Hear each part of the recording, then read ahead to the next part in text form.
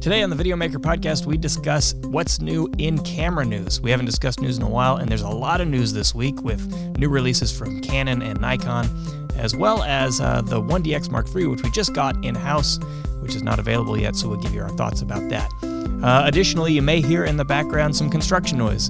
We're having a new parking lot installed right outside our building, so there's literally a tractor about 10 feet that way rumbling. It's probably rumbling right now, actually. You might be able to hear it, so hopefully that doesn't drive you too crazy, but just as a warning, I guess. At any rate, all that and more coming up. But first, I want to quickly make you aware of Videomaker's email newsletter. It's full of great Videomaker articles covering the art and technology of video production. You'll find how-to articles, articles that cover the concepts and principles of visual storytelling, reviews of the latest video cameras and software, a roundup of the latest video news, buyer's guides that cover everything from camera support, computers, field monitors, and tons more. Plus, if you want to get alerts about our free instructional webinars and receive invitations to our in-person networking events across the United States, the Videomaker email newsletter is the best way to stay up to speed. Sign up today at videomaker.com/newsletter. That's videomaker.com/newsletter. Now, on to the show.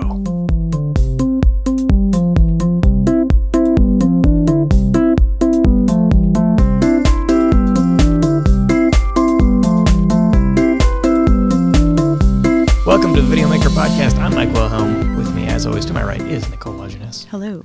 And to my left is Chris Monlux. What's happening?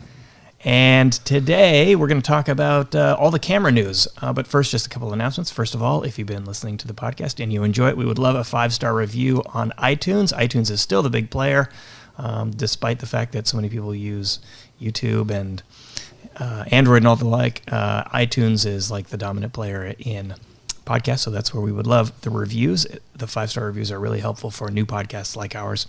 Secondly, we just wrapped up Videomaker IRL San Francisco, Tuesday, I guess, right? So we're recording this on a Thursday. You'll hear it on Monday. But it was super fun. We did it at the Sennheiser store. We were really worried that we were going to have too many people for the store. The store is not that big, but actually it worked out. We had more people than we expected, and the store held them all. Yeah, and there was a lot of energy, and people were coming in and working the room. I saw the same people having conversations with, multiple groups of people. I felt like it was a really good networking event. So definitely, if you're in the area when we're having one, you're missing out if you're not coming. For sure, and even if you're not the type of person who normally is into schmoozing and networking and that kind of thing, I found that, just the fact that if you register ahead of time, we'll have a name tag there for you with like the work that you do. People will likely just approach you and start up conversations. You don't have to be, the salesman-y kind of type going out trying to make deals. People will just introduce themselves to you, and you'll probably make some business contacts. So the next opportunity to come to one of these events is in New York on May 12th. So you can go to videomakerevents.com and sign up for that. Then we're doing one in Chicago later in the year and another one in LA very late in the year in November, and then we'll start the whole cycle again. So Videomaker events, you can sign up for those. They are free, and we have food and drink at those things. So if for no other reason, you can show up and get a free adult beverage. Okay, so all that said, camera news. There was a lot of camera news this week. Yeah. So you didn't say why we're talking about news, though. is because of someone's 5-star review. They mentioned bring back the news. Now, I think it was because we talked about that we did it. Yeah, we stopped feedback. it. Yeah, we asked for feedback, and that was really rad. And the cool thing is I don't think it was really the news that we were dropping. It was changing subjects. Yeah, in the middle of a podcast was what we were stopping. And so we decided to make a whole podcast just on the news, mostly because there's so much news, but as well as a response to that comment. So, leave a 5-star comment and then say whatever you want, but make sure it's 5 stars. Exactly. And then give us, your input. With the 5 stars is going to be probably more helpful than the comment as far as the ranking goes. And the comments are just for others to understand what the podcast is about. And the comments are more helpful for us on a human level to know what direction we should take the podcast. Exactly. Yeah, exactly. The only feedback we have otherwise is to look at numbers and try to interpret them. Yeah. And actually, that's one of the areas that that's how we determined we should drop the news segment, is looking at data. What we learned in the process was, if anyone's interested in content strategy, I guess, that that whenever we proclaimed the topic of a podcast in the title, people would tune in, listen to the part of the podcast that talked about that topic and then stop listening after that. Yeah. As soon as they got the payoff, they left. Yeah, which is fine. I mean, Totally. we tell people it's about, documentary filmmaker. They want to listen to the podcast about documentary filmmaking. And then if we go into talking about a new camera, well, some people are interested in the new camera, but not everyone. So we're doing news dedicated, one whole episode just on the camera news, because we're just, first of all, going to try this out as a format, I guess, and second of all, there's just a lot of news to discuss this week. Well, and you want to stick around because we're going to cover a bunch of cameras. One of them's been announced and been out since CES, and that's the Canon 1DX Mark III, and we have it in-house. I'm actually touching it right now, and I'm going to give you a quick little news about it, and this is something that's currently not shipping yet, so this is some inside knowledge. You'll want to stick around, but that's the last topic. So no skipping ahead. No skipping ahead. That's going to be the last thing we talk about, so that you have to listen to all the rest. That's right. So this order is somewhat arbitrary, except we do want to save the exciting one for the last. But the first one maybe we should talk about is the Canon T8i. Now, I personally have been a big fan of the Canon T series. They've been doing them forever. My first one was the Canon T1i, and I loved that camera. I still have it in my office. Don't use it very much anymore. Does it shoot film? No, it's a digital camera. It's digital, yes, it's digital. I have a Rebel on my desk that is a film camera. Yeah, no, the Rebel brand has been around for a long time. For sure. So, this interesting thing is we have our IT manager. She borrowed a camera recently, and it was the T7i. And just yesterday, I was talking to her about it. And she says, "I killed the battery, and I didn't take a charger."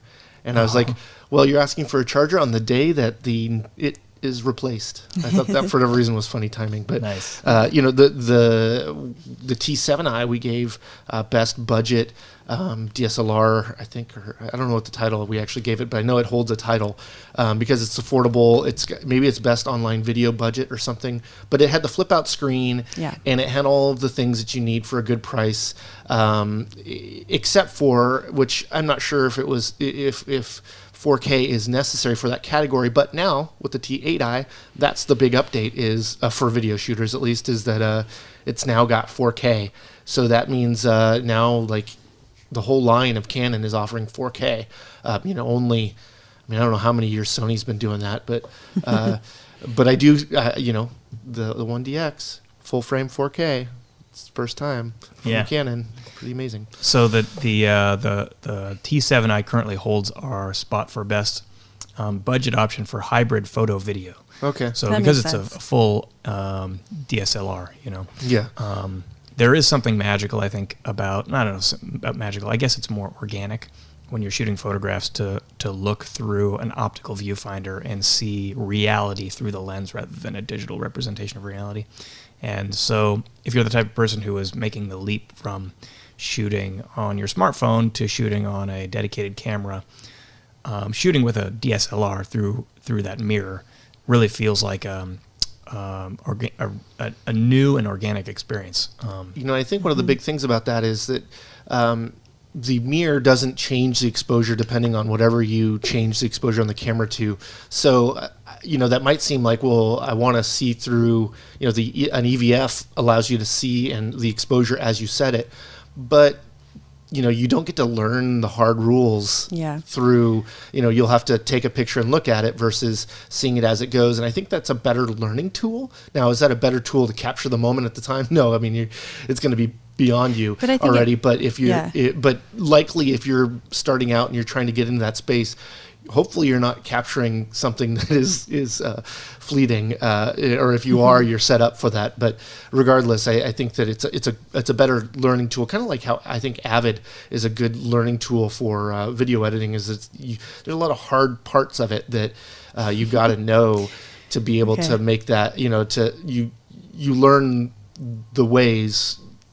Because you have to. Because it's more rigid. Yeah, because others. Exactly.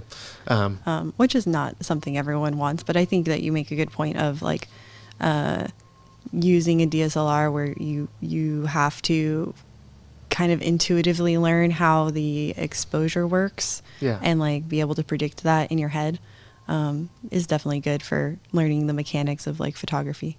Yeah, for video we lost this obviously when when shooting motion pictures went from film to tape, we kind of lost this because we could actually look through a viewfinder and see a visual representation of what's being captured.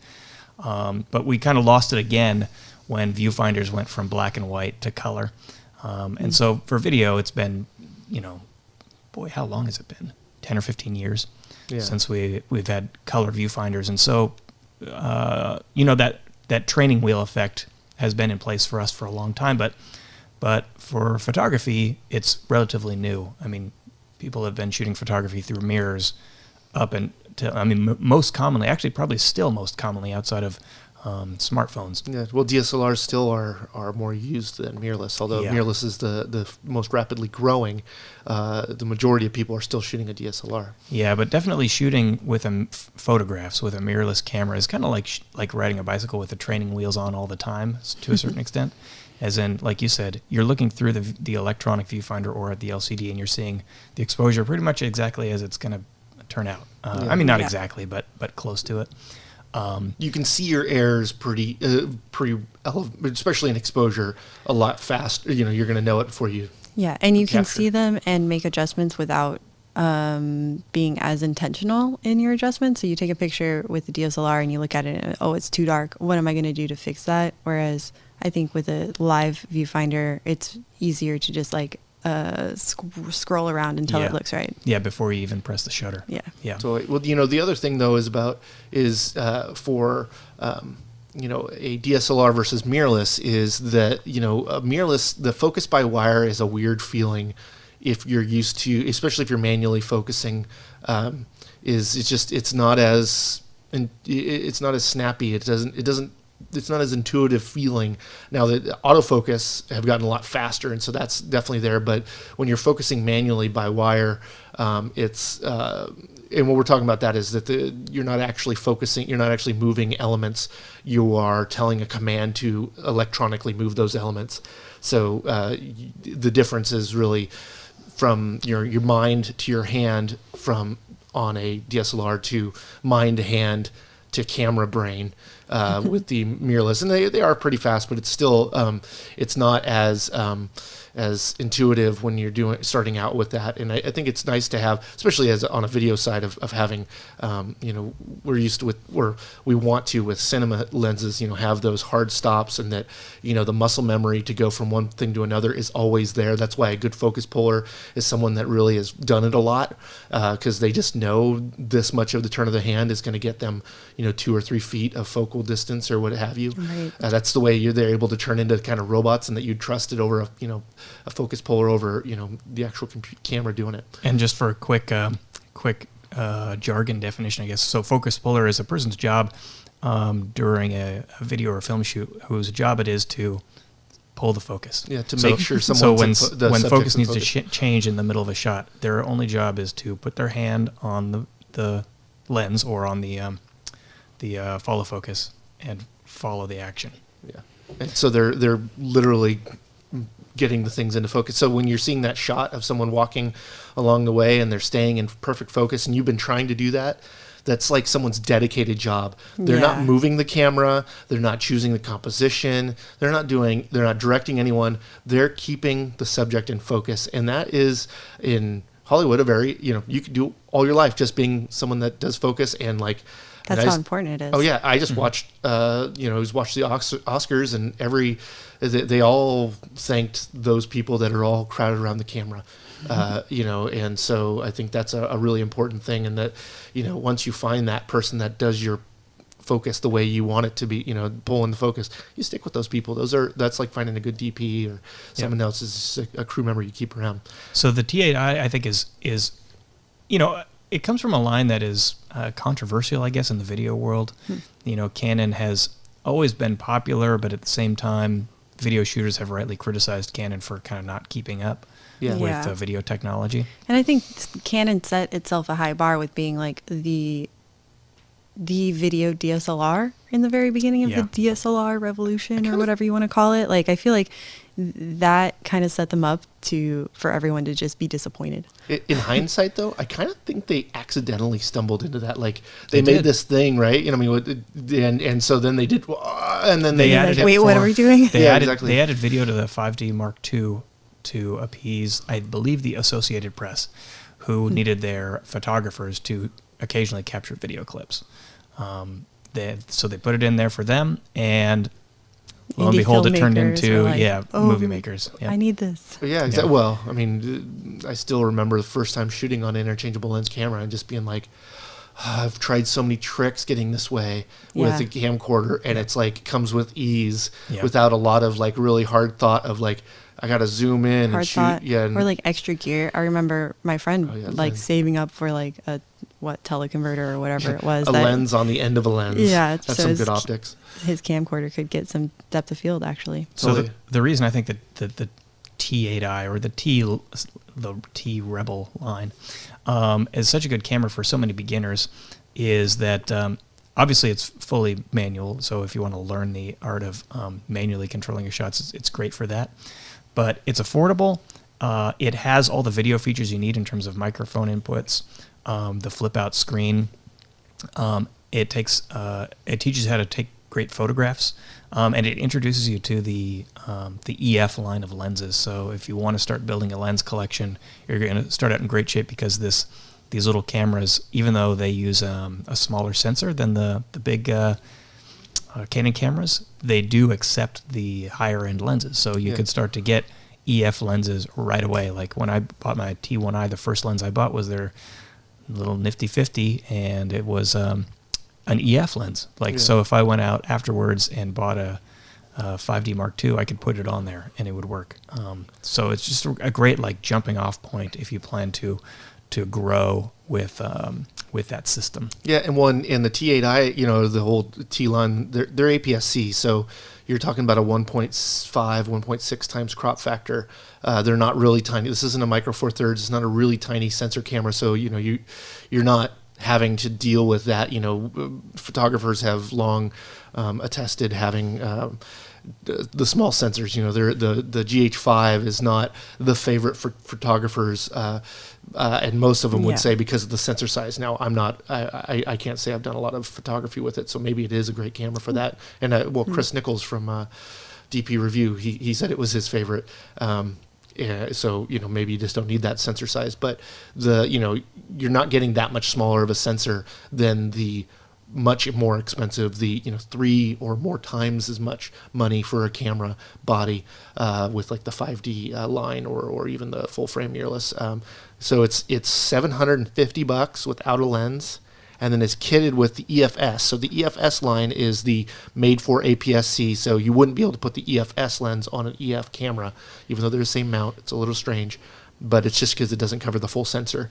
And it's an 18 to 55 f4 to f5.6 IS STM, and that's another $100. So it ends up being $850 with that lens, which I tend to go like you did the nifty 50. I think that's a smart play for video shooters on the low end, because that variable aperture of 4 to 5.6 is you pretty much should be shooting at 5.6 then, because if you're going to use the zoom at all, it's going to mess with your exposure. And for video, for photos, you can adjust it. You're a little dark or whatever. You can make adjustments, but I can't imagine that you're going to be able to pull a whole stop of exposure in post. You're not going to want to do that. So it's much better to have a constant aperture for a zoom lens. So even if it was 5.6, that's a dark lens. So I feel like the kit lens, for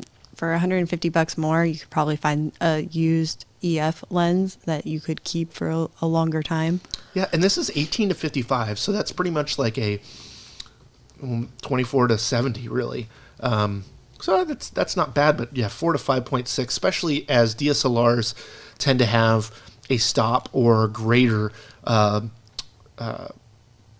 worse let me see if I can say that again. DSLRs usually have a worse low light performance than mirrorless, at least. I'd say a stop or two, typically, as most mirrorless cameras don't have noise till about ISO 6400 or so, whereas most mirrored cameras, if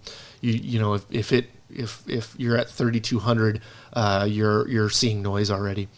And I wonder what the big difference and reason is that for that. But I've experienced that in all the testing of cameras, is that there's just a different expectation for that. Going back to the topic of people, poo-pooing APS-C or Micro Four Thirds, I think that if you're starting out, you're buying an entry-level camera like the T8i, you should not even consider that as a thing. No one ever asks, what kind of camera did Ansel Adams shoot on? People probably do. Sure, but medium format is big. But I can tell you this: he wasn't shooting on, a 28 megapixel full frame, whatever, right? Now, exactly. He so, wasn't. Someone, I'm paraphrasing here, but someone once asked Stanley Kubrick his thoughts on aspect ratios and what his preference was, and he says basically, I have no preference. I'm making art, and if you're a painter, you don't really see one canvas size or shape as a superior to the rest. It's just you have what you have, and you create art out of it. And now, granted, not everyone is out there to create art with their camera. They might be documenting whatever. Yeah, exactly. It might be more purely functional and utilitarian. But you can create great things using just about any image capture. Yeah, and the cool thing I think about even starting out on a crop sensor versus a full frame is that you're going to get to learn about the crop factor. You want to consider that the effective focal length of a camera is based on the size of what 35 millimeter film used to be, which is what roughly a full frame sensor is. They still make that. Yeah, I guess they still make it, but not to the volume, right? But that it just helps you understand your field of view, and that's the thing. A lot of things are muscle memory, right? Is as soon as you start getting comfortable with what field of view you have with the lenses you have, you start thinking that way of how I can get this shot with what the tools I have. And so knowing those focal lengths are going to be really helpful just in the way of when you go to that next camera, okay, well, I shot on an 18 to 55 on my APS-C, but that's really a 24 to 70 on a full frame camera. That can be really confusing, especially to someone who's new. They buy a lens and then they want to upgrade their camera, and then suddenly it doesn't look the same anymore. All of a sudden you have way more field of view. That if you don't have a camera already and you just buy a whatever size sensor, that's the one you're going to learn, and that's the one you're going to become intuitive with. And then no matter if you're going bigger or smaller in sensor size, you're going to have a learning curve in your next camera if you change. For sure. And I think pretty much no matter what. Yeah, the big thing is just I think APS-C is not as much because it's not as big of a crop factor. But when you're talking about a Micro Four Thirds camera, you're going to buy a 25 millimeter that's really a 50, and that's so much different from each other than I'm buying a 35 that's a 50. Now I go, it's the same idea, but they're much further off. So you would think you're I'm going to buy a lens, I need a 50 mil. Or someone recommended that or whatever. You're buying a completely different lens if you want that field of view. So it's more so just when you're making buying decisions for lenses, I want to be wider, understanding what you're getting. So you buy what you're trying to achieve. But if you're just working on a kit lens, you have the field of view you have. Yeah. Don't fret it. And then I think the goal, if you're buying your first camera and it's the T8i or whatever it is, the goal should be learn how the exposure triangle works, learn how white balance works, learn how composition works. And then everything beyond that is technical knowledge that you should pick up as you pick up more gear, as you need to buy more things. And if you want to learn that stuff, you can go to videomaker.com and we have articles on all of that stuff, and it's all good because we find it really important to talk about the rudimentaries because if you don't know the rudimentaries, you're not going to be able to apply the art in the best way possible. Yeah. And those things are going to help you communicate your story. And some of those things are you just have to do it. Composition, you can learn all the rules for composition, but you're not going to know what you like and what you think looks good until you shoot a bunch of shots. Yeah, there's rules to guide you, but your style is what that's just how you express yourself, I mean, why do you wear these sneakers over the other sneakers? It's because you like them better, and that's what you do, And it doesn't really matter what camera you have at that point. It's just like getting the shot to look how you want it to. So what about this idea that maybe if you're just starting out, your camera almost helps to define your style, right? Like if you don't even know your own style. Yeah. I think that happened. I mean, like the example that keeps popping up in my head in these discussions is Sadie Benning. And she's a video artist who started off with a Pixel Vision camera that records, those cameras record black and white to a cassette tape, like an audio cassette tape.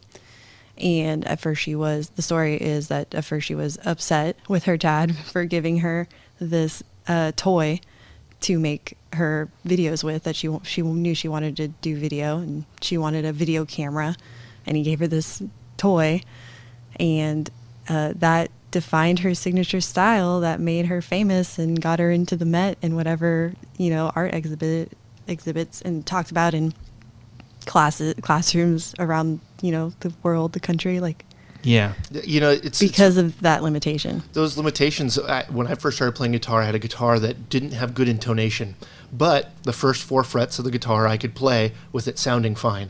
So I learned that area better. I learned strumming better because I couldn't go somewhere else with, the guitar was cheap, but I wanted to learn. And so if you're hell-bent on learning your craft, use your tools in whatever way you can.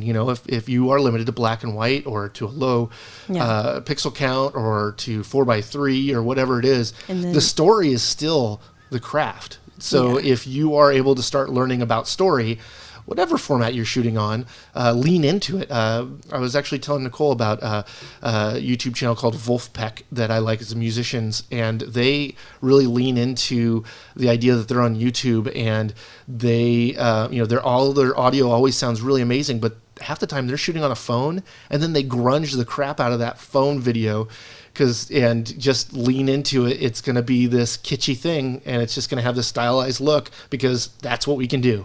And I kind of appreciate that, and then it becomes part of their style. And now they have nice equipment, and they're grunging it up to look like their old stuff, so they can stay in that same style. They took what they had, and then they made an intentional look with it, which I think is like the step between using what you have and it's being okay, and using what you have and actually creating something that is,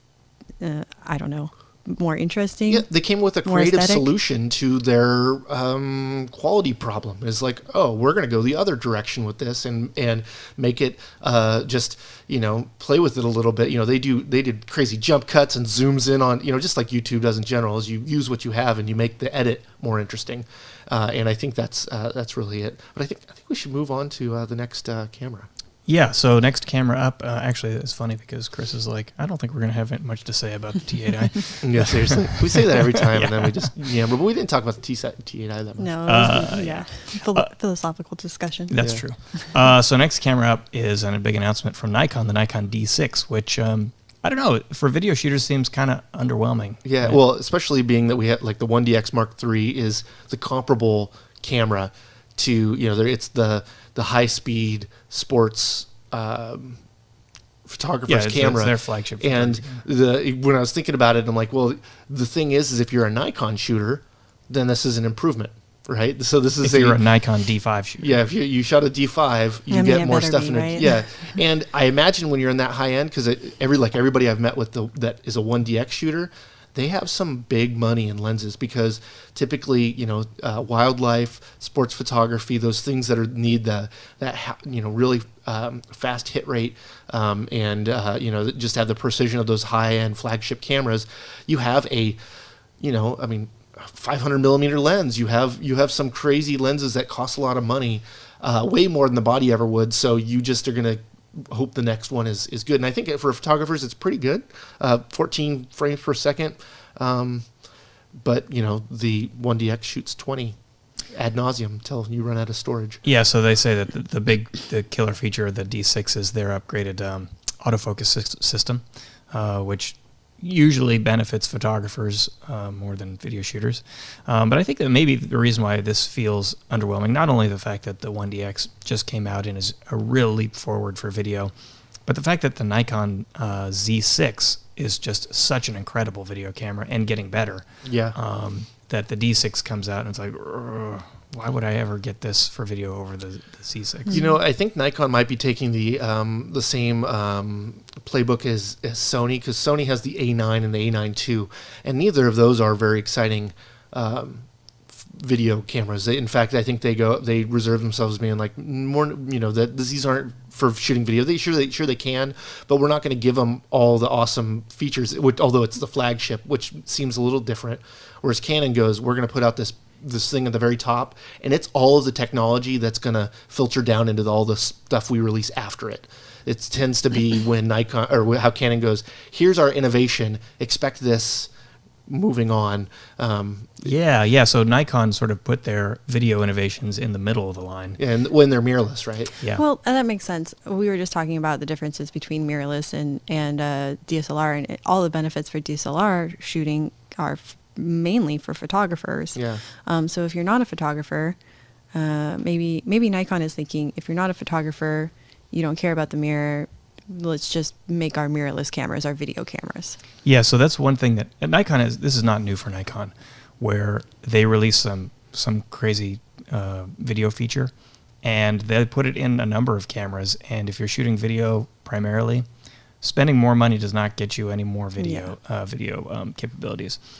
Canon, on the other hand, is the reverse. So they will add video features as the price climbs, and the 1DX is a perfect example of that, which it's got incredible features, and it's also the most expensive hybrid camera they make. Yeah, exactly. And I think, you know, the calculation is probably pretty correct on the idea that a hybrid camera, someone that's going to shoot video and photo, you're likely not to need or not to want. I mean, sure, it's great to go, I want everything under the sun, but if you are going back and forth between photo and video, maybe you don't need the greatest video stuff. You just need to be able to do that as well. Yeah. You know, it's a calculation for sure.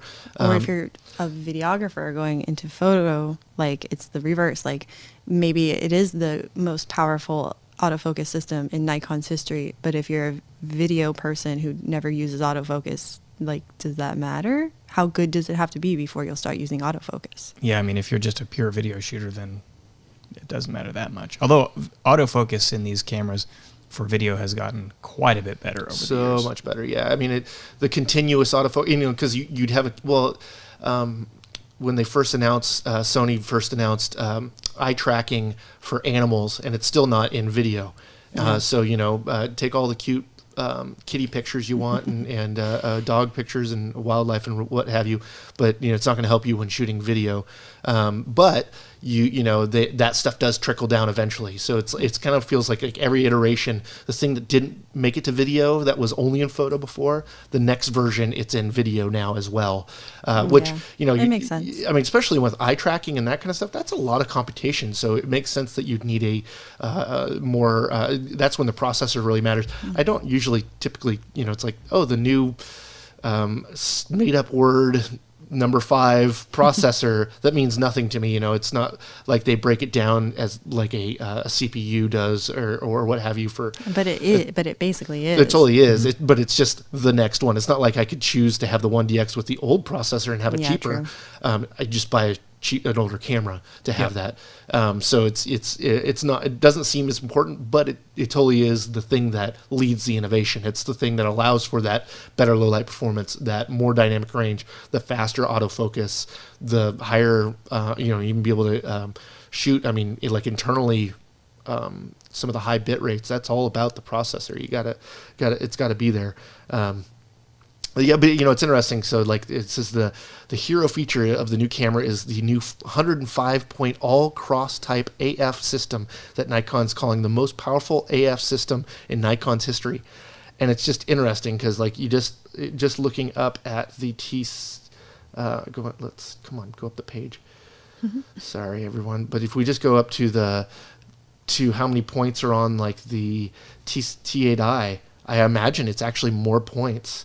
It doesn't say how many, but 105 seems like weak sauce. Like there's like 500 in the A6600, you know, a camera that's $1,200. But there's got to be some nuance there. Like totally, it's like the type of. This is all cross type, so it's probably you know cross hatching instead of like The T8i has 45 cross-type autofocus points. So it's half the way there, but 6 times cheaper. Yeah, I mean there are other things for that one feature. Well, that's also dual pixel autofocus, which is a totally different type of system than your phase and contrast autofocus, which makes a big difference. Yep. I think the autofocus in the Z6 and Z7 are pretty good in video. So I imagine if they're saying this is the best, it's got to be better than those.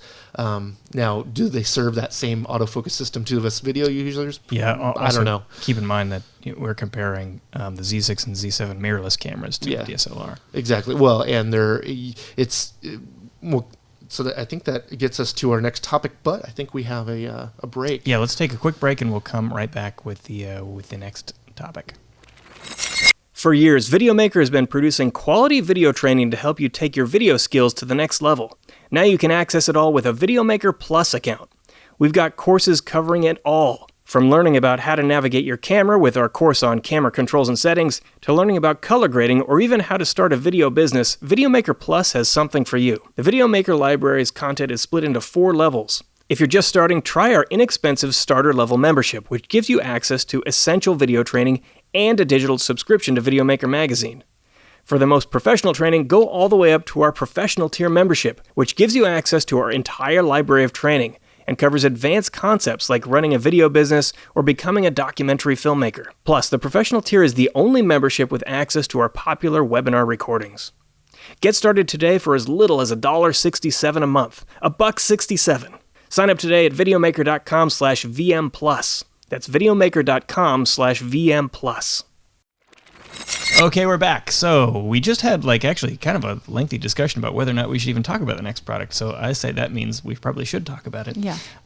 So we have another announcement from Canon about a new lens, the EOS RF 24-105 f4 to 7.1 lens, IS and STM. And Nicole, it looks like she's shaking her head.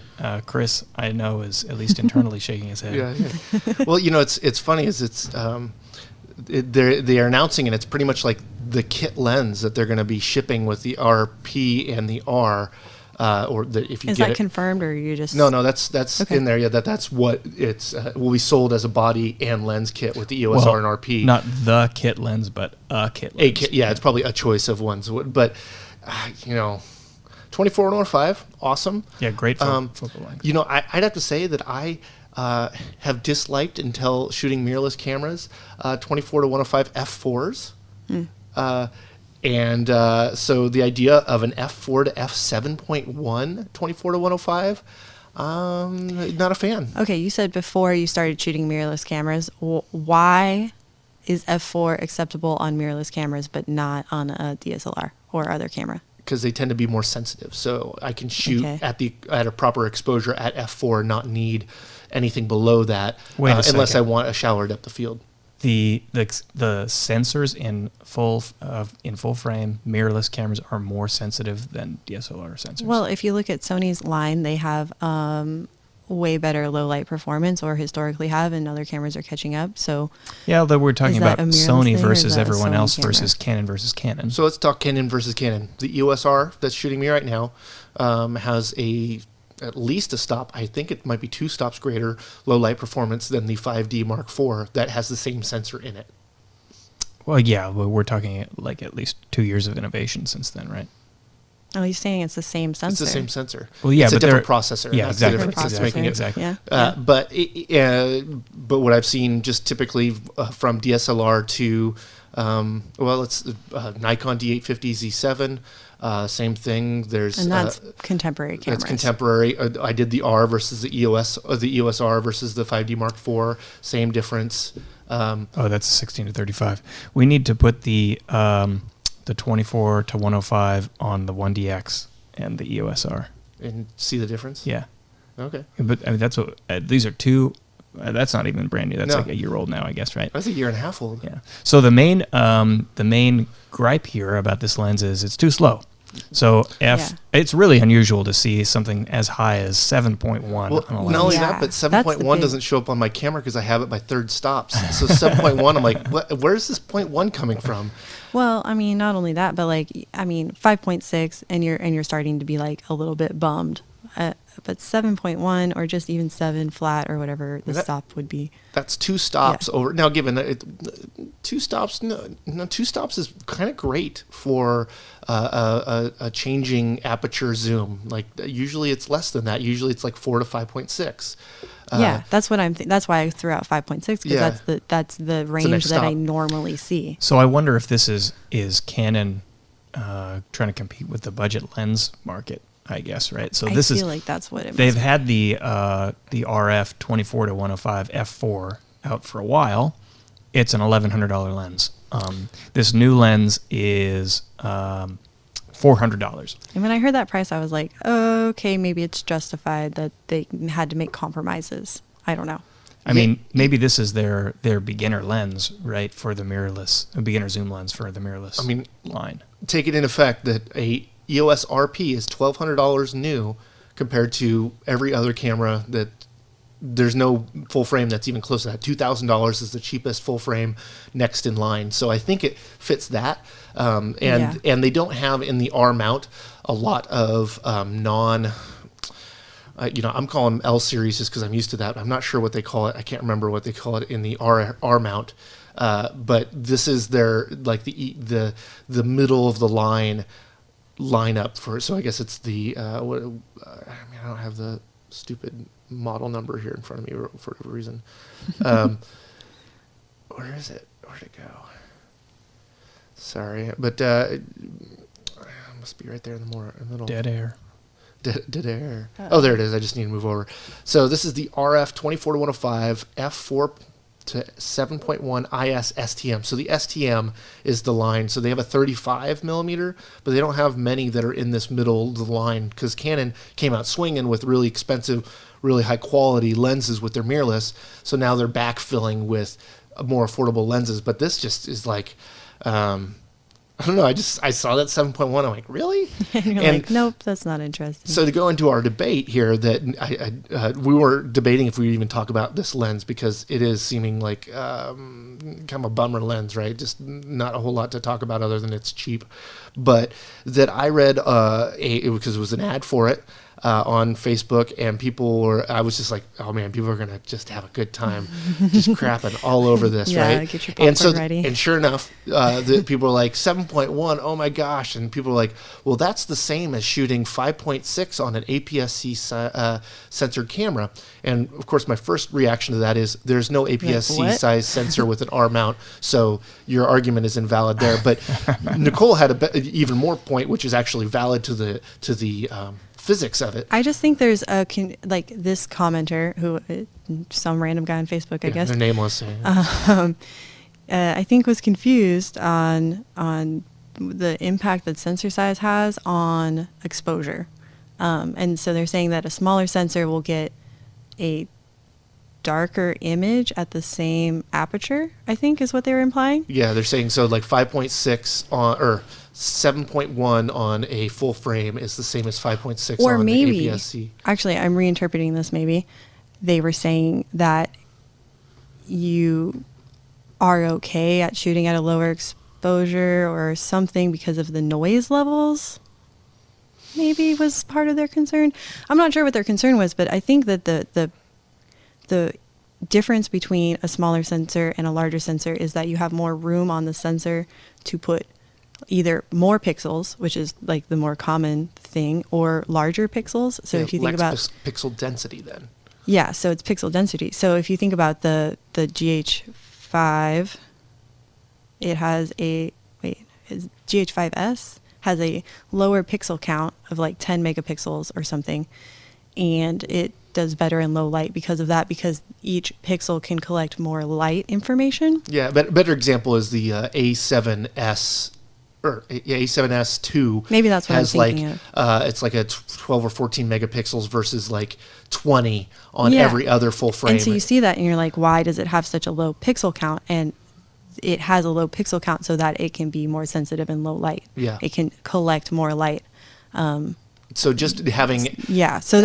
But it's kind of not necessarily sound math if you think about it, because the bigger sensors don't necessarily have bigger pixels. They might just have more pixels. This seems like the same kind of thing as people, arguing over I get better shallow depth of field from a full frame sensor. Yeah. There's just the, I think there's a collective stupid that people have. And I think it's a mental block, and it's not kind of complicated. It's not intuitive, right? Yeah. And it's not like any of this matters to taking an image.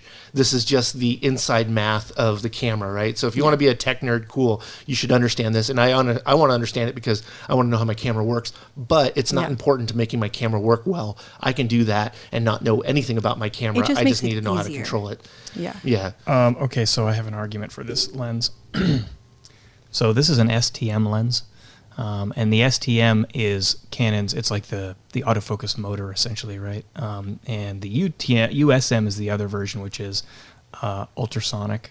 STM, I don't remember what it is, stepped something or other. At any rate, STM lenses are slower to autofocus, but they're effectively silent. And so Canon has been pushing STM as this is the lens you should use if you're shooting video, autofocus video, because it's going to be smooth and it's not going to make any noise. Yeah, and actually that might be a more valuable feature than a faster lens to a lot of people. Yeah, so for video, I think there is something to say for video that you shouldn't go too low in your aperture anyways. Because, it's just harder to keep focus, when you have a super shallow depth of field. And so I think that this turns the camera a bit more into a video camera. It's got a smooth, silent autofocus. You have a deeper depth of field. And then not to mention the fact that it's cheap. So, this is like an entry for a YouTuber or something who wants to get the new mirrorless cameras. They want to get a versatile lens to shoot videos with. I think we should cover one thing though, that like the focal length, the field of view of this camera, of this lens changes, right? From 24 to 105. At 24, its maximum aperture is f4. At 105 millimeter, it's 7.1. So if you are wanting to use your zoom while you're actively shooting, then you are going to have to change. Your exposure is going to change as you zoom automatically. Well. So for video shooters, to counter that, you shoot at 7.1. So that the exposure doesn't change when you're zooming your lens. You could make a whole argument of why are you shooting? Why are you zooming while you're shooting? Like a lot of people say, don't do that. You could also make an argument to say, set your ISO to be automatic, so that when you zoom in and out, the ISO adjusts and the auto exposure kicks in. So you go in and out of noise. Either way, I think that if you think about your shot in advance and know that you want to zoom, then you can adjust your aperture accordingly. So that's how I shot for the longest time. At the TV station, we had a 7D and we had a couple different lenses, and they were different apertures across the throat of the lens. And you just, it's just, you go, I'm going to adjust my shot, and all of a sudden you just adjusted it by a third of a stop because you're getting a little bit tighter because it wasn't the way you were. You stopped or whatever. Then you got to go, okay, I need to do this. Now you could have it on aperture priority or what have you and do that. That's fine. It's far, the shooting at the larger number is a far more intuitive, and if you're shooting actively, that's what you're going to be doing. If you have autofocus on and you're shooting in uncontrolled situations, the zoom is going to be your friend just to getting the framing that you want, because you might not be able to get closer or further away. And, being able to think through the actual, change of exposure sometimes is a mind screw. And that you're handling a lot of things at that point. It's just another thing to consider on any lens that changes over the throw of the lens. And I think on the point of the noise of the lens, I don't know many situations other than shooting someone that is the most. You're shooting an interview in a silent room, and they're super animated, that their focus is going to be changing all the time. But that the focus, at least on these cameras, is noisy enough to be a problem. Yeah, I think it is for YouTubers, because a lot of times YouTubers, they're filming alone by themselves.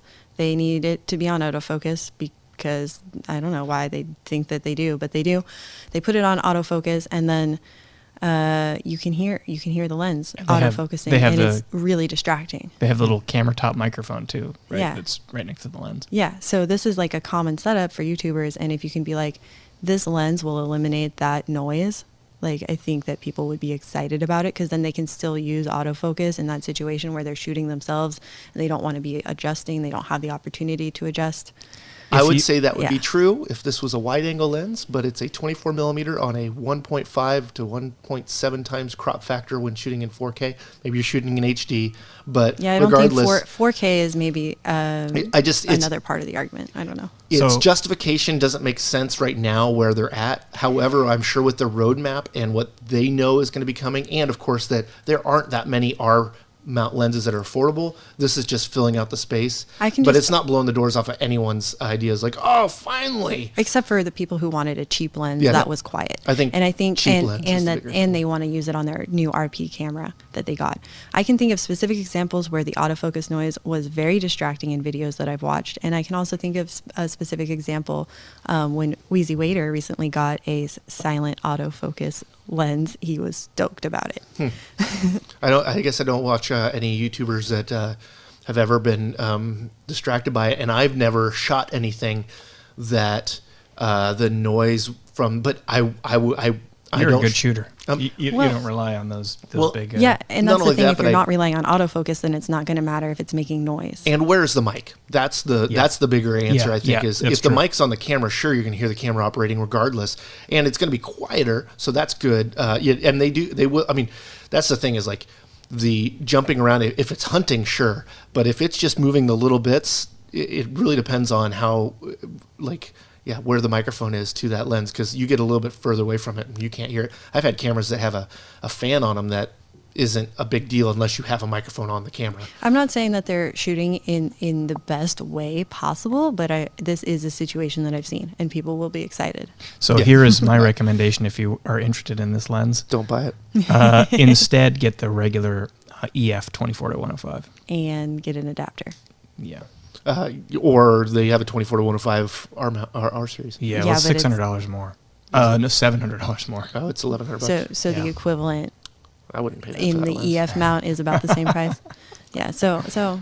Yeah. But there's a crap load of EF mount lenses in this category that are probably far better fit. Even the STMs. With an adapter, that would probably be a better fit. But I think they're trying to widen out the offerings for lenses for this mount, and I applaud them for that. But I think that's why one of the things I've liked the Nikon cameras, mirrorless cameras better, is because they released the lenses that are affordable to the people at that price point first, and then now have been filling in with the Noct that's a super specialty camera or something, lens that is going to be for really specific uses, and they want to have that on there because they want to show off their technology. But it's not like having the trinity of lenses that people are looking for. I mean, I don't know. I think this is a good lens if you want the RP, like you think that's the camera for you, and you are going to buy one lens and you want to not spend that much money on it, and maybe the EF version is a better choice in that case. But I can see the appeal if it's like you're just on a super tight budget and you don't care about depth of field that much. And it's nice shooting on native lenses, not with an adapter, just because sometimes that can add another change the weight, especially like say you're shooting off a gimbal or something like changing that center of gravity out even an inch is going to affect how you balance it. But this really is the cheapest. I'm on Canon's site right now. It's really the cheapest. Is it the cheapest? They have a 35 that's pretty cheap, but it's just a prime. Well, I'm thinking about Cheapest just zoom. like a good versatile zoom lens.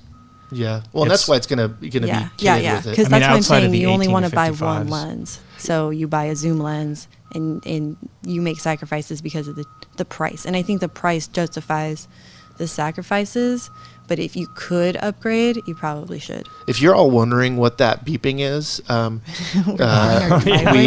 we're right next to the dump. And no, it's actually the body dump right next to a cemetery, but they're grading dirt next to us. So we've actually had a earthquake feeling building in the last couple of days, and it looks like now backup beeping that we have going on. So hopefully now our that you know microphones what it is, are working as they should. Okay, let's move on. Yeah, because we have two more topics to cover. So maybe the most exciting news of all, outside of the thing that's exciting for us because we got the 1DX in the building, but most exciting for everyone else, the Canon EOS R5, the latest announced addition to the the mirrorless line for Canon. I think big news here is 8K video. See, I think the big answer is it's got IBIS. It's the first in-body image stabilization offered on a Canon camera. That feature will probably get used more than the 8K. That's true. But the 8K is it's industry leading. Surprising. What other there's at best you have the claims that Sony has, which is they capture 6K and downsample it to 4K. But this is now they don't have any other specs. They don't have the price. We don't know if this is going to be the mirrorless 1DX or if it's just going to be a little bit above the EOS R. We don't really know. They're not giving us too many details. But the 8K they want to say proud, which is supposed to be full frame 8K. Which makes some more sense, I guess. This could be total BS. So how much do we know about this, Chris? Do we know anything about the format, the frame rate, or anything? I don't know if you guys remember GoPro announcing 4K years ago. Yeah. In like the Hero 3 or something. And you got it was 4K video, 15 frames a second. Yeah, 15 frames a second, or it's limited to 4 minutes and 59 seconds that's on what, that's other what Nikon cameras. did when they did 4K. It was like only a couple minutes, at a time. And so, okay. So this might be like technically 8K, but not actually anything usable. Right. We don't know, right? Like, does it have the details, Chris? Nope. Yeah, so no, we got to take this with a grain of salt. But if it's real, if they give us at least 24 frames a second and record for at least 30 minutes, this is a big innovation. This is very different of announcement for Canon. This has been what Panasonic's been doing with their cameras, is announcing them at a show, letting you see them under glass, and then having a show where they actually release it with all of the details and you can touch it and all that kind of stuff to like strum up excitement for it. Yeah, they did the same thing with the 1DX Mark III. Did they? Yeah, remember I guess we got news real early, and then they came out with it. It was on display at Photo Plus. They had it under glass, couldn't touch it. Could have been 3D printed for all we know. Yeah. Okay. Well, so they're trying out this new strategy, and I mean, this was along with 5 announcements, right? There was a printer announcement that was like a personal selfie printer. It was just a new version of it, selfie line. And then there was some kind of cloud thing as well, and then the cameras, 2 cameras, and the lens. But the one thing that we're the most excited about had very little details. Yeah. It just wanted to continue to say, leading in that, when it's actually going to be available. Maybe it'd be NAB. I don't know. I heard May. I feel like if this is real 8K, the whole resolution thing is over. We don't need to talk about resolution anymore. Well, do you really need? You even argue against 4K. I do argue, yeah. Well, not argue. I think 4K is reasonable to shoot with, but as I still a viewing resolution. For a viewing resolution, I still think 4K is mostly unnecessary unless you're talking about a screen that someone's directly in front of, like a big computer monitor. But yeah, 8K. I mean. So Canon's leapfrogging 6K. Now we're talking about 8K. There's no way anyone is going to see the difference between 4K and 8K. And what's the difference now between 8K and 16K? It's just, why bother even paying attention? It's data and the. Yeah, that's the other thing. It's data. So Canon has the most horrendous bit rates, as in it's so high it's hard to manage. Yeah, usually, what's it going to be like in 8K? It's going to be 4 times bigger than what Canon already has. This bit rate that's hardly manageable. It's going to be 4 times bigger than that. Maybe it'll be external recording only. Well, I mean, the 1DX has got now Canon Raw Light in it, and that's how it handles 5.5K. To which it still in the menu says 4K D. Whatever that means. I was like looking for 5.5K, and then I saw the actual resolution. I'm like, well, that's 5K. Or 5, that's greater than DCI or UHD 4K, but it says 4K D. I'm like, okay, but regardless, I think the one thing that I've noticed, because I've done a lot of this of like shooting in a higher resolution, then posting in a lower resolution, so you can have 2 shots. That messes your eye line up a little bit. Yeah. You know, that's a subtle thing, but important. And we've had a lot of people like whenever we're doing YouTube videos, a lot of times I'll do that just to make it so I can put two clips together that I flubbed or something like that. Yeah, and then people are now complaining about my eyes and the prompter, or more so where you look in and that kind of stuff. And it's like, well, I'm still looking at the lens, but it's not like this is a second shot. And so you get that kind of weird thing. But it's super nice for everything else when you're not doing direct look into the camera. I mean, 8K, if you're producing in 4K, means you have... you probably have two shots in that. You probably have a 50%, a 75%, and 100% shot to fill up 4K. So you can do, a wide, medium, tight shot with one shot, which would be kind of cool. But I mean, come on, make up your mind. Don't use the technology. Yeah. I do it as a good way to get through production faster. I think in every other situation, I just choose the frame rate I want to, or the resolution I want to post in, and shoot the composition the way I but that's want like it to the be. best argument that I have. One of the best arguments. I think there's two real arguments for super high resolution cameras at this point, where we're not distributing in 4K I don't know, as a standard. Yeah, we're not broadcasting it anywhere in the U.S. Yeah, just live streaming. So the crop in thing, and then when you're doing effects work, you want as high resolution as you can. And I guess I could throw in like 360 video, although this isn't a 360 camera, but you want high resolution there because it's so close to your eyeballs. Yeah, VR, is a big deal. There's one more though. There's no one delivering even in cinemas in 4K. Even so the other reason for shooting in a higher resolution is it's smaller noise. So just like you'd get a sharper image from downscaling a high resolution down, you're an 8K to 4K. You now have can't that happen in camera? It could. I mean, you could do it in camera, though you wouldn't give you the control over doing it. And it also it's the same idea of like if you're producing an 8-bit, why are you shooting in 12-bit?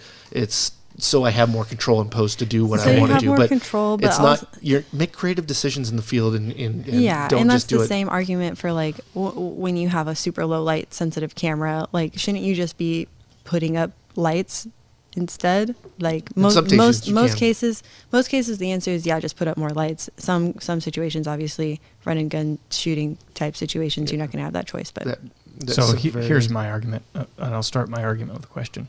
Chris, how much storage do you have sitting on your desk right now, digital storage? Oh, damn.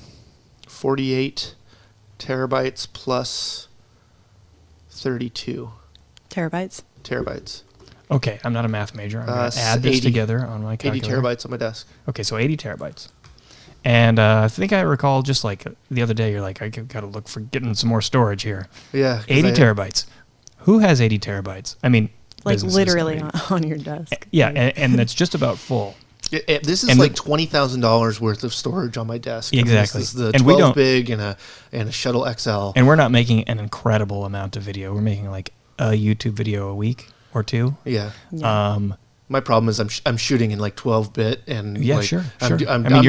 You really are shooting at the best quality you can, and it comes down to this trade-off, right? Like. Yes, 8K is going to give you some versatility in post for sure. Is it worth filling up 80 terabytes of storage for every couple of years? Well, you're going to buy the camera for how much? You're going to spend $20,000 on storage. On storage, and then the computer to run that. And then if you don't have a computer to run that, then you're making proxy files, which are taking up even more storage. And then what do you do with the original? Or just messing with your workflow and the time it takes. Can you even view it? Like, you can't view 8K on anything. Yeah, exactly. So there's going to be people. You probably could on the $75,000 Mac Pro. Okay, cool. Good to know. Well, it really depends on the compression, though. Really, is like because 8K. Sure, if it's Red Code RAW. 8K, and that's how Red gets away with already having those super high resolution cameras. They're able to on an RX card, you're able to play like 4 streams of 8K at the same time, and it won't. Just the GP alone will be able to handle it. But you do that with Canon RAW Lite in 4K, and I get it. I have a fully spec'd out iMac Pro, and it stutters. It doesn't necessarily play back real time in 24 frames. I'm not shooting anything great or anything. It's just 24. If I was in Final Cut, it'd be smoother though. Yeah. So some people are going to actually use this 8K and more. Yeah. So, I can't say that my opinion applies to everyone's situation, obviously. But to me, it seems like resolution is also props to Canon for doing this. I mean, pending the details. Yeah. But at the same time, I think there is a point where additional resolution becomes just unnecessary for a lot of people at any rate. I think less the valuable argument to me than other things. Yeah. I think the argument for 8K at the level of a RED camera is different than the level of an interchangeable lens, mirrorless or DSLR.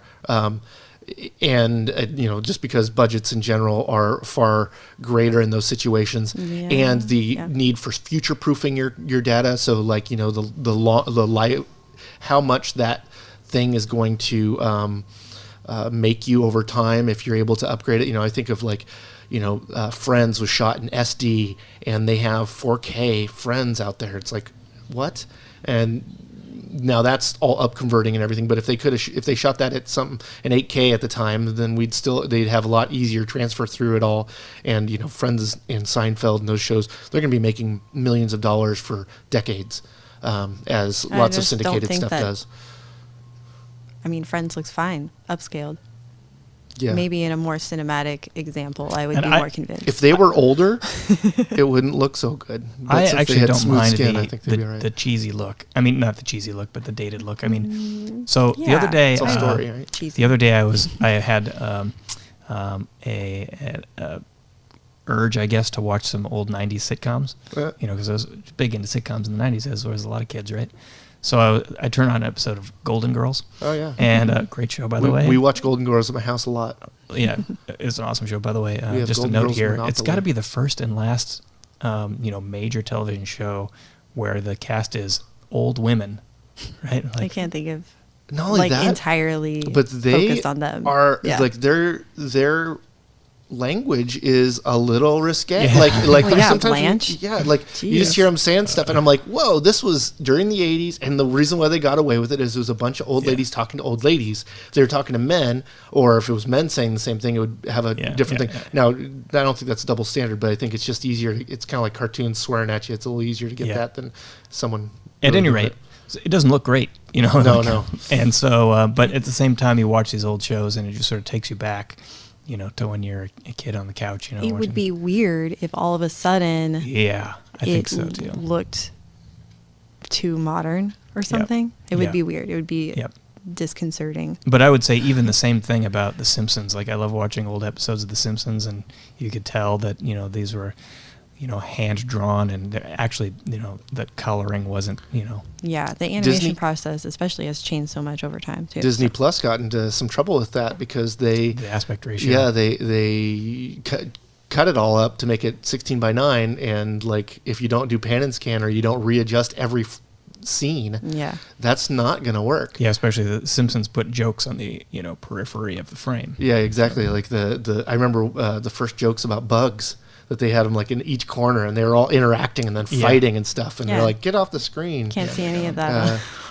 Okay, real quickly, we should squeeze in our last topic. Oh, I got all sorts of notes right here. Oh, can't see them.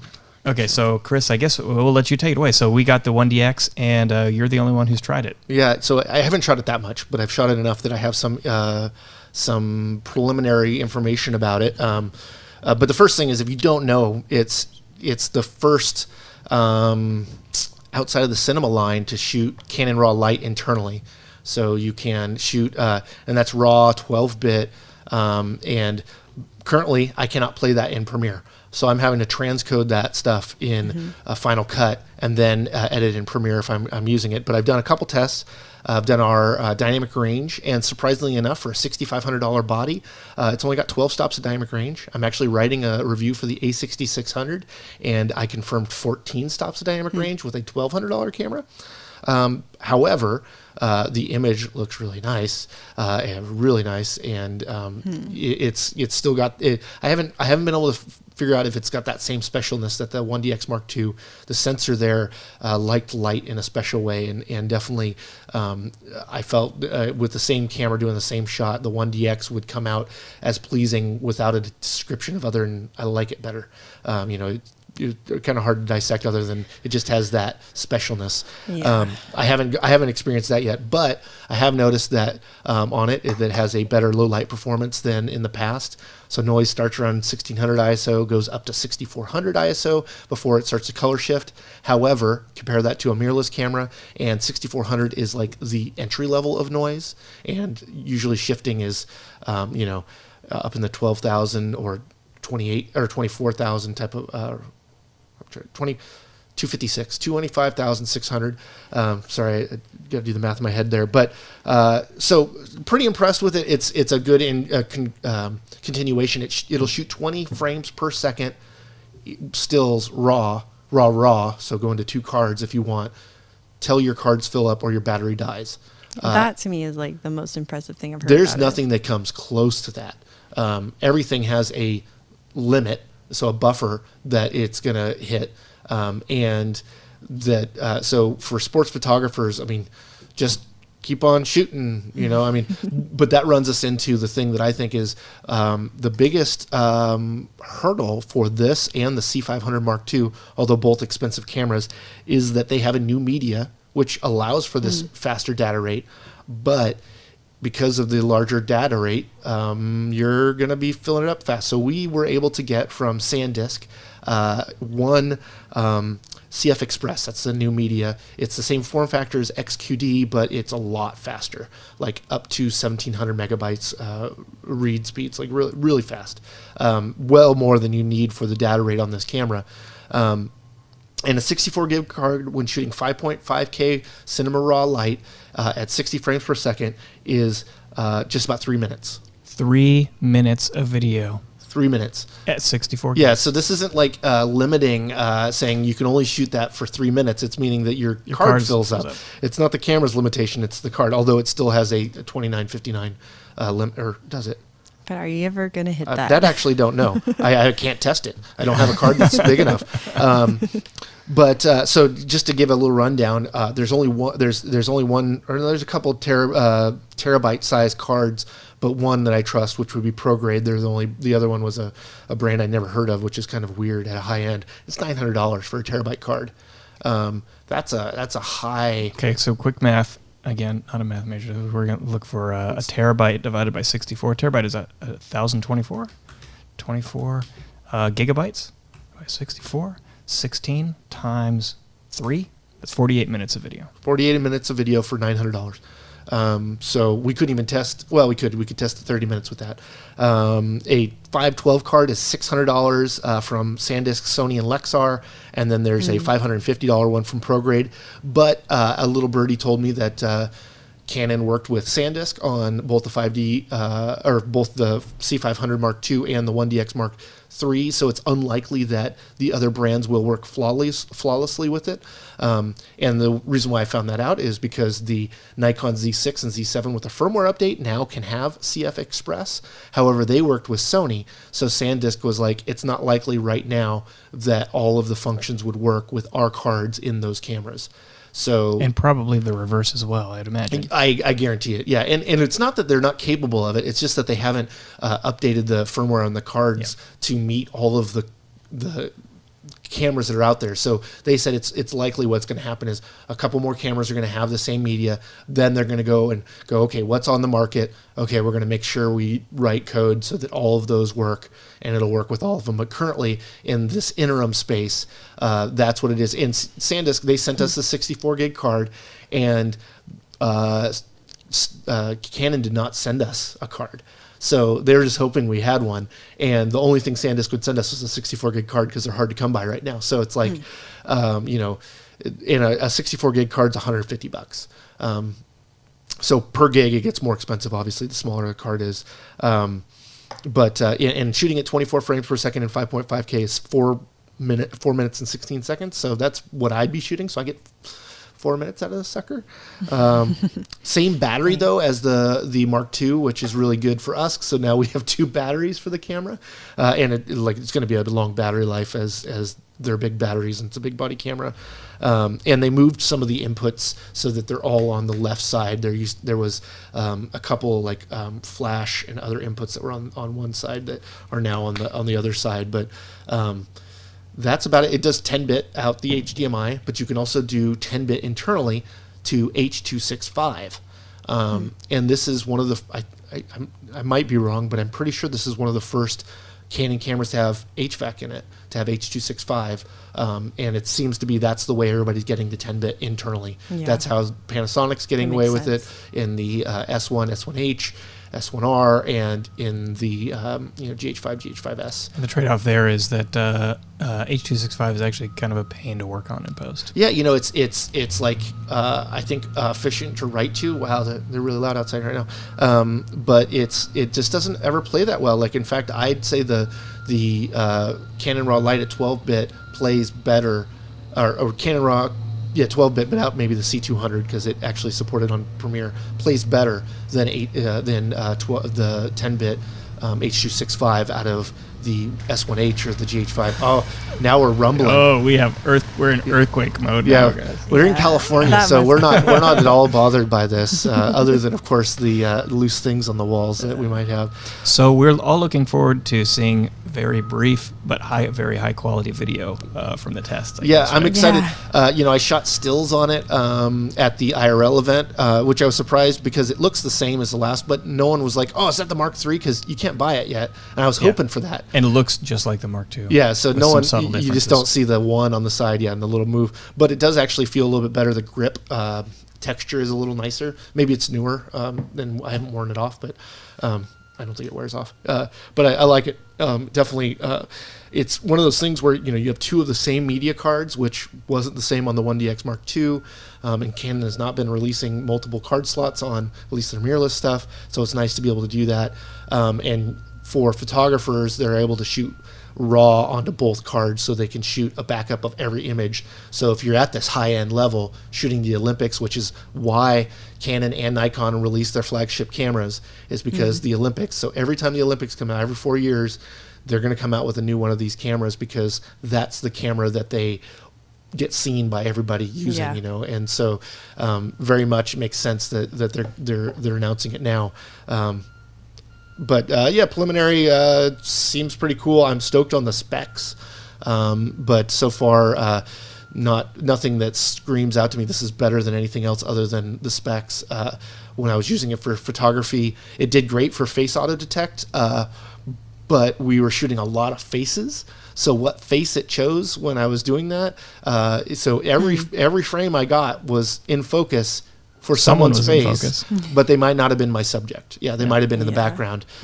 So, not that I have a really high hit rate when I'm shooting photos, but shot 200 photos for 50 that were, acceptable for the story of everything. But I was not spending a lot of time thinking about composition and other things. It was like, I want to get this interaction. I'm just going to walk through the room and try to hop into a couple circles of talk just to get a shot or two or whatever. So there's bound to be a lot to miss there. But I think the big thing about this camera is going to be the media at the moment. It's a really big story of how they're able to get the new tools into the camera, but it's also you don't already own a camera that has this media, so you're going to have to choose. You're going to have to buy media, and at this price, it's almost like getting a new lens mount. Or having to have an adapter or something like that, because it's going to be, a camera. How much does a camera cost versus how much does media cost? $6,500 camera that you spend $1,000 on media might not be really. That's 17% of the cost of the camera or something like that. That's not really. And the other thing, which I was going to suggest, maybe if you're a video shooter, get an external recorder for this. Yeah, with that. It's an extra cost. But then the media long term might be cheaper, and you can get bigger SSDs or whatever to pair it with. Yeah, well, so it shoots 10-bit internally. Yeah. So I didn't look at how long 10-bit would be. In fact, I could probably open it up real quick and look at that. So you don't have to put it externally. No, it wouldn't be for additional features. Like normally it is for that 10-bit out, but it would be for extending the record time. And you couldn't get the 12-bit recording, which is the thing that's really going to chew up the storage anyways, right? Yeah, so it looks like in All I, which is of course their most bloated for editing, 17 minutes on a 64 gig card. At 10-bit. At 10-bit. And then in IPB, it's 47 minutes. So It's workable. Yeah, 47 really minutes you could do. Yeah, I mean, if you had two 64 gig cards, it's $300. You definitely could shoot things that are not using the highest resolution. And in fact, how many people actually go to the very top of the needs for their camera? I do, because I tend to have storage, although I thought I did, and so I go for it. But a lot of projects don't need that, unless you need it for archival reasons, or you're shooting a feature that's going to show up in places that you really need to spend a lot of time and money on making sure the grade is spot on, and you're able to, I don't know. I think if someone shoots really well, it's only those complicated or hard situations that you can't make a good choice on the of the exposure. Like, you have to go somewhere in the middle of being over or underexposed. Or if you know that you want to create a specific look in post-production that you can't get without that flexibility. Yeah, I can't think of a specific example of when that would be the case, but I feel like if you're into cinema and you want to just have a look and it's not necessarily a realistic look, that flexibility will be helpful. Totally, but I think dynamic range is going to be the thing that's going to help most of that. The color depth, that's great for richness of color. Yeah. And so if you're doing a look, but I still think of most looks tend to make well-graded stuff look bad in places, and you accept that because you're doing a look. So it's like, do you really need that extra color for that? I don't know, but yeah, it totally is. I mean, that's for those that are doing something with color. Having more color is important, regardless of what you're doing. But that I think that is that's it. That's our last topic. Yeah, that's the thing that everybody tuned in for, and we're well over an hour. Yeah. Let's see. How long will people listen to us talk? Yeah, they'll probably tune out right at the lens discussion, right? The least exciting thing we talked the most about. No, I hope what it does is that everybody gets pissed off that we got it wrong, or they get passionate about it. They want to hear our justifications on it and engage and that kind of thing. Because we were not going to cover it because it wasn't exciting, but we thought it would be a place to learn. And I think Mike made a good argument for it, and so I'm interested to see other people's perspectives, and maybe I have the sensor size thing all wrong, and other people are more tech savvy than I am, can correct me. Yeah. And if anyone has any feedback on it, we'd love to read it inside of your 5-star review on iTunes. We're going to get if you leave a 5-star review, we'll consider it as truth. Okay. All right. Well, maybe we should call it there, hey guys. So, thanks everyone for listening, and we'll catch you all next time. All right. Adios. Bye. Thanks to everyone for listening. Again, if you like the podcast, we would love it if you went over to iTunes and gave us a 5-star review. iTunes reviews are really helpful for new podcasts like ours. Really helps us get off the ground. For Nicole Lajeunesse, Chris Monlux, and everyone here at Videomaker, I'm Mike Wilhelm, and you've been listening to the Videomaker podcast. We'll catch you next time.